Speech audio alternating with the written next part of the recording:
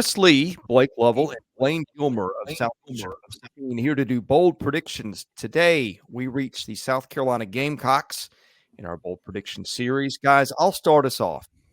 Look, these are bold predictions. They are fun. They are to maybe give you an idea of something that can happen. We're not going to nail all these. And so nobody call me a liar. I know that Shane Beamer has said they're going to play this guy on offense, but he's a really good athlete. He played defensive end in high school. He can do all sorts of things.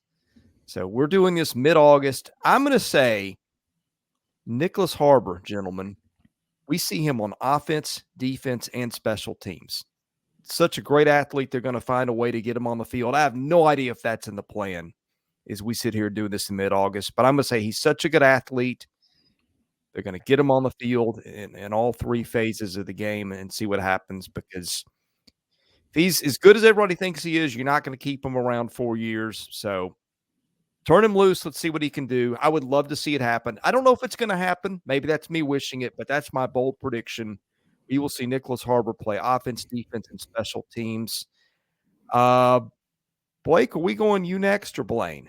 I'll go. I may split mine. I may do one now and one after Blayne, because I think it'll probably be a good call after his. So this one, like we keep saying, these are tough to do, and I don't know how bold this is, because I think if you put the lines out right now, I could see this adding up to actually be favored to happen. Because I could not come up with anything else, I'm going to go South Carolina wins every home game this season, but loses every road game. Because here's the home schedule: Furman, Mississippi State, Florida, Jacksonville State, Vanderbilt, Kentucky, Clemson, which the Clemson one, there you go. I'm giving you a tiger. But I'm also probably having you lose to a tiger, because the road games, and I'm not, so here's the thing, right? I'm not really counting in the North Carolina game. It's not a true road game, but at Georgia, at Tennessee, at Missouri, at Texas A&M, that's a tough road slate. And I know the Missouri game is probably the one in there that South Carolina fans will be like, yeah, we should win that one. And in a sense, I probably agree. It just depends on where Missouri is at right now, which you can find out where I think they're going to be in the Missouri Bowl predictions. But yeah, so I'm going to go with that. I couldn't really find anything that I loved here with this one, but I think if you're just looking at it, and like I said, I don't know how bold this would be just based on what like the spread would be for a lot of these games, but I think the Clemson one at the end of the season. A lot of people are seeing a lot of people picking Clemson to get back to the college football playoff and all those things, but man, Williams-Brice Stadium, we've seen it now, and we saw what it was in the Tennessee game last year, and so that will get South Carolina to at least, I guess, 7 wins, and I guess that all depends on what happens in the North Carolina game if they get to that 8. So I'll go with that. All right, I'm going to give, and even since we've talked a little bit, okay, I'm going to give some good news, bad news. We talked right before. I was going to say some bad news, but I'm going to give some good news too. Okay, so we're going to change the number, Blake, on the bold predictions on the title, because I'm gonna have to add a couple here. Good news.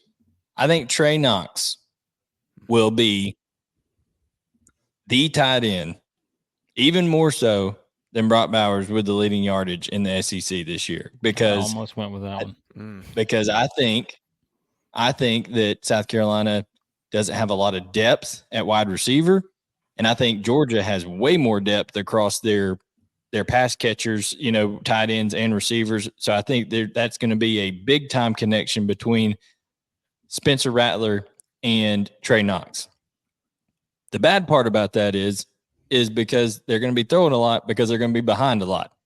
And I think part of that is because I don't think they'll be able to sustain drives, because they won't be able to run the football well. So my other bold prediction is South Carolina becomes dead last in rushing in the SEC. I just think when Jalen Nyckoles went down at left tackle was a huge blow for them. They may get him back at the end of the year. They may not.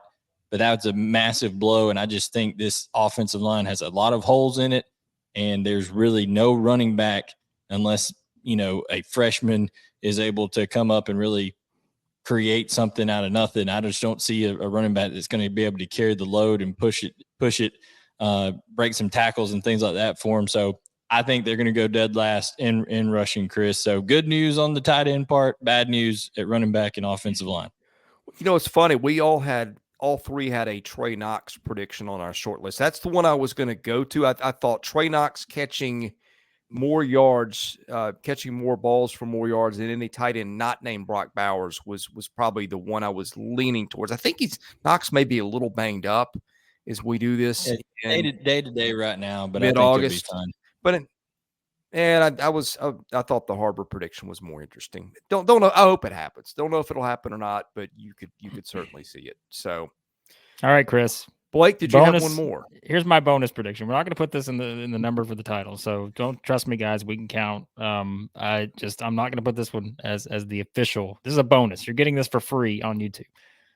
My bonus prediction here is that at some point during the 2023 college football season, South Carolina head coach Shane Beamer will quote tweet Blayne Gilmer on Twitter /X at some point during the season. It's going to happen. Blaine's going to say something that Shane Beamer is going to quote tweet.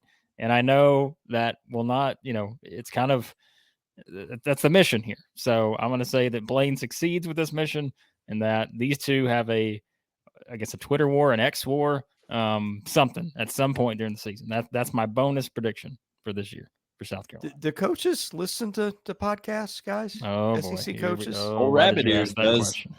Old Rabbit Ears up in Columbia does for sure. Coaches do listen to podcasts. Ask me how I know. I won't get into that tonight. All right, gentlemen. We've had fun with this. Don't take us too seriously. Anyway, season will be starting before long, but we will have our bold predictions for all 14 SEC teams done. They are either done already and up, or you will be seeing them soon. For Blayne Gilmer and Blake Lovell, I'm Chris Lee of Southeastern 14. Thanks for watching. We'll see you again soon.